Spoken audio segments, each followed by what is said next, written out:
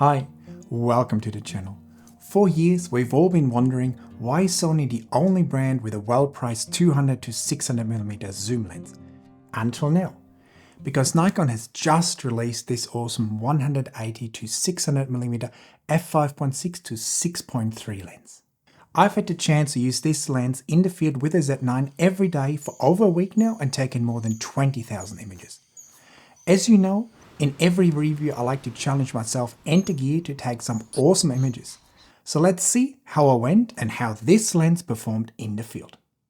The new Nikon 180 to 600mm lens is not a super small lens, but it's also not super big and heavy.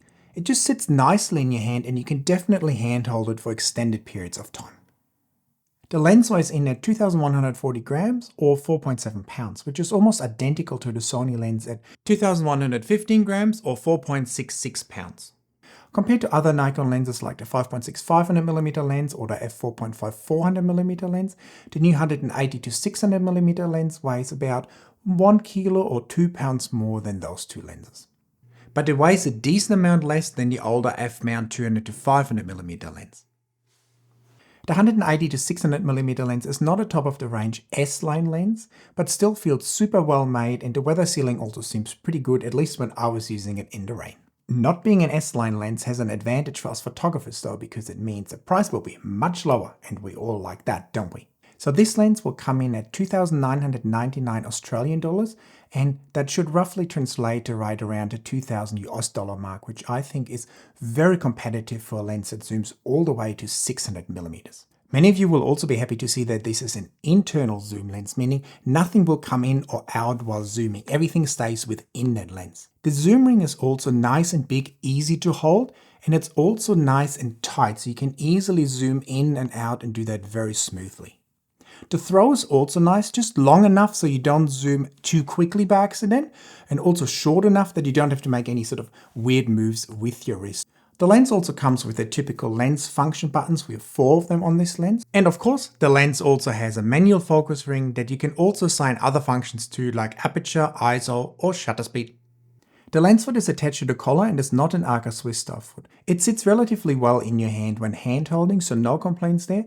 However, if you intend to use the lens on a tripod, you will need to get yourself one of these lens plates to actually be able to attach it properly on a tripod. Replacing the foot with an aftermarket Arca Swiss style replacement foot might actually be quite difficult in this case because you will have to replace the whole collar. When it comes to the filter size, the front element of the 180 to 600mm clocks in at 95mm. What stands out with all Nikon Z-mount lenses is the amazing image stabilization in combination with the IBIS of the Z8 and the Z9, and this lens is no exception. I was able to handheld super low shutter speeds and get nice handheld, smooth and beautiful looking video.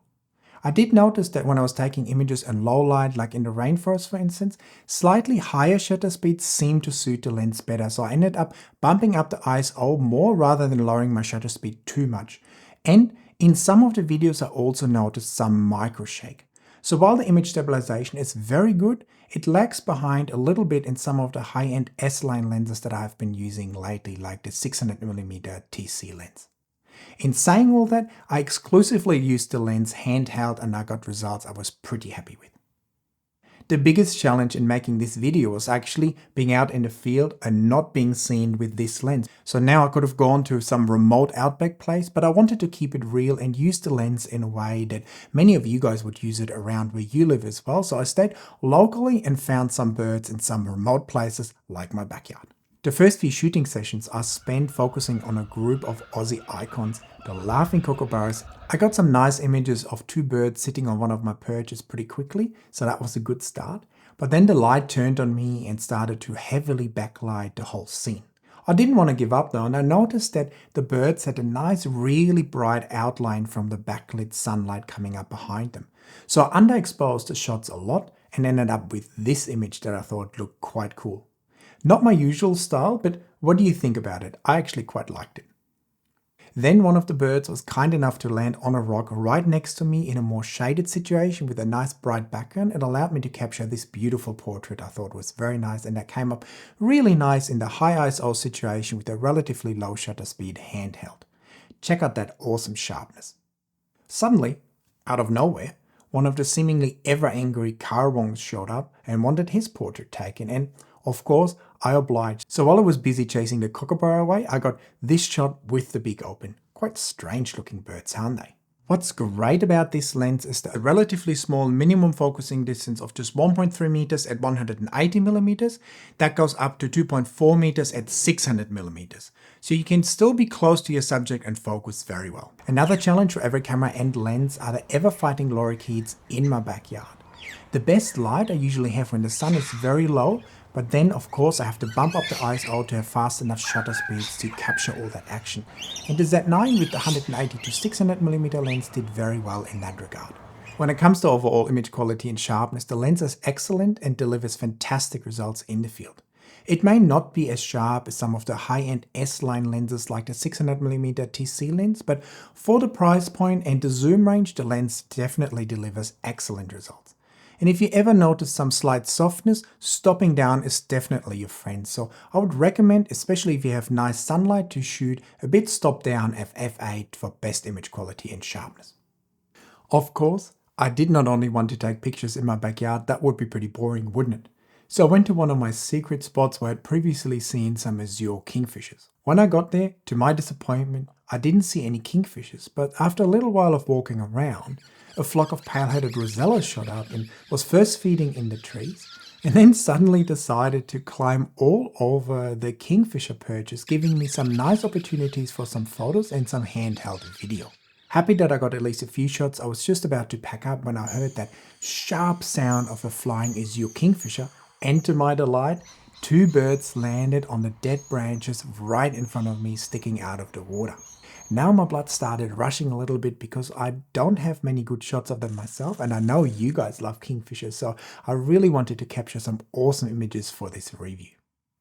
Over the next little while, I had an amazing time in the field, capturing over 5,000 images in total and many videos.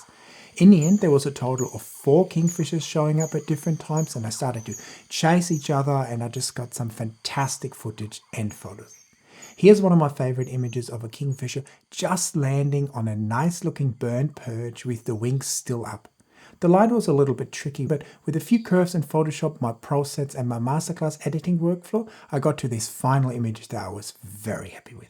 Usually kingfishers don't really like to sit close to one another except during mating season, and these guys are no exception, except for a brief moment when 2 birds landed on the same perch, allowing me to capture this shot. What a magical moment. What I loved about using the 180 to 600mm lens in this spot is the ability to zoom out, because it allowed me to capture some environmental sort of habitat shots of the kingfishers on the perches, and if I wanted to zoom in to get a more full body portrait, I could zoom all the way to 600mm, giving me a nice portrait shot. So having the ability to zoom out is fantastic with that lens. And what I also like is that the lens starts at 180mm rather than 200mm, because just like on the long end, on the wide end, every millimeter counts. And if you guys struggle with image editing and want to get faster and better when it comes to image editing, I would love to help you with my PROSETS and my masterclass. With my PROSETS, I allow you with just one click to transform your images with great colors and into a fantastic starting point for the editing process. And in my masterclass, I teach you everything step by step that you need to know in Photoshop to make your images look amazing. So if that's of interest to you, make sure to check these out down there in the description. I know they will help you tremendously.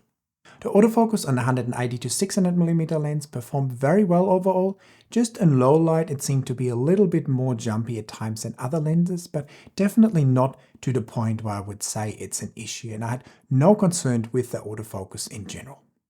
For birds in flight with the Z9, the lens also performed very well. If there was any struggles, it was usually the Z9 somewhat struggling to pick up the subject initially, similar to the issues that I had in my Z8 review. But overall, when it comes to autofocus speed and the tracking, the lens and camera did very well. I didn't have the most amazing flight opportunities, but all the shots that I got were nice and sharp, and the tracking was working quite well. In terms of size and weight, I think this will be a fantastic birds in flight and sort of action lens. It gives you the ability to zoom in and out if a bird comes too close or a little bit further away.